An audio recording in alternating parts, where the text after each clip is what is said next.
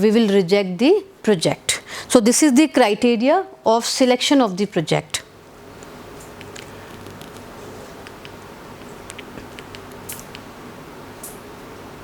Next is internal rate of return method. This is the last important method of capital budgeting, the modern method of capital budgeting. So this is basically in this, net present value method indicates the present value of cash inflow of the project at predetermined interest rate, but it does not indicate the rate of return of the project. In order to find out the rate of return, this was the drawback of net present value. So to overcome the drawback, we came up with IRR, internal rate of return. So in order to find out the rate of return of the project, estimated cash inflow of each year are discounted at various rate till the rate is obtained at which the present value of cash inflow equals the initial investment, or net present value is 0. So it is also known as marginal rate of return. So this is basically the final method of calculating IRR.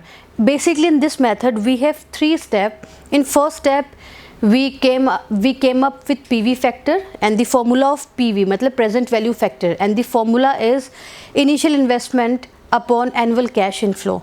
So by this we come up to calculate the present value factor. This was the first step, and in second step basically we calculate the present value of the values. What are the basic present value of values, which is also known as HDR and LDR, lower discount rate and higher discount rate.